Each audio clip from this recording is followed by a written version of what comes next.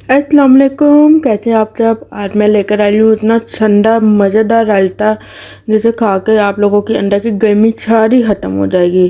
जी हाँ, ये ऐसा मज़ेदार किस्म का रायता है, आप इसे किसी के साथ भी खा सकते हैं। पराठा हो, बिरयानी हो, पुलाव हो, कुछ भी हो, या ऐसे भी हम हर खाने को दिल कर रहा होता है तो इतना मज़ेदार बनेगा। इसकी रेसिपी आप सब लाजमी देख लीजिएगा एंड तक।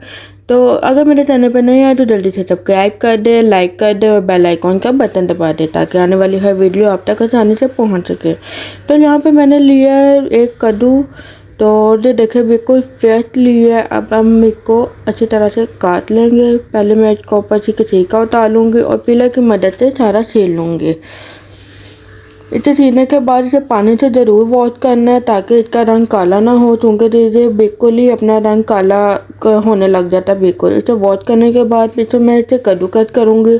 अगर आप चाहें तो इसे छोटे छोटे स्लाइसेस में भी कर सकते हैं। तो कद्दूकस करने के बाद हमारा जो सारा कद्दू रेडी हो जाएगा।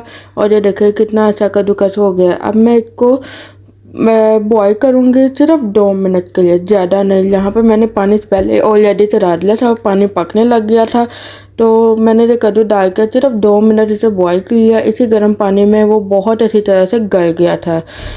तो ये इसे गलाने के बाद इसे छान लेंगे और ऊपर पानी ठंडा फेर देंगे ताकि ये मज़ीद हलवा ना हो जाए। तो दूसरी तरफ दही को मैं अच्छी तरह से बेक कर लूँगी। मैं आपको पहले भी कहती हूँ दही हमेशा बेक करके यूज़ किया करें। तो इसको अच्छी तरह से बेक कर लूँगी। यहाँ पे मैंने छोटे छोटे स्लाइसेस ऑमलेट साइज में ये प्याज काटे हुए थे। एक मीडियम साइज़ का प्याज लिया हुआ था, उसको छोटे छोटे स्लाइसेस में काट लिए थे। और दूसरी तरफ मैंने ये टमाटर भी एक बड़ा साइज का लिया था, उसके अंदर से सारा गदूदा निकाल कर इसको मैंने छोटे छोटे स्लाइसेस में काट लिए थे। तो प्याज जो मैंने लिया था, मैंने एक दफ़ा इसको पानी में ज़रूर वॉश किया था ताकि इसका तेज़ीपन ख़त्म हो जाए। तो ये देखिए, ये दोनों चीज़ें डालने के बाद इसमें मसाला डालेंगे। इसमें सिर्फ आधा चाय का चम्मच नमक डालेंगे, आधा चाय का चम्मच दादा मिर्च ऐड करेंगे और आधा ही चाय का चम्मच इसमें गरम मसाला ऐड करेंगे। आप अपने फ्लेवर के मुताबिक कम ज़्यादा भी कर सकते हैं, ये आपकी अपनी अपनी चॉइस है। आप चाहें तो थोड़ा सा ज़्यादा भी मज़ीद ऐड कर सकते हैं, ये आप टेस्ट करके मज़ीद ऐड कीजिएगा। तो यहाँ पर इस डालते को अच्छी तरह से मिक्स कर लेंगे। ये देखें,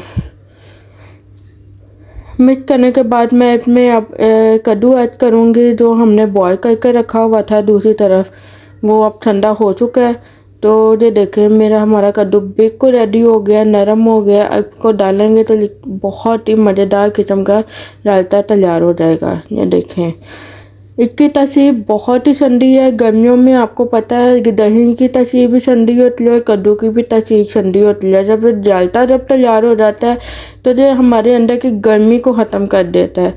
तो उम्मीद करती हूँ आज की ये रेसिपी आपको पसंद आएगी। इसे अपने दोस्तों के साथ लाजमी शेयर कीजिएगा और मुझे लाइक, सब्सक्राइब और कमेंट करके ज़रूर बताइएगा कि आपको ये रेसिपी कैसे लगी है। तो उम्मीद करती हूँ आपको जो पसंद आएगी। तो मुझे इजाज़त दीजिए। अल्लाह हाफ़िज़।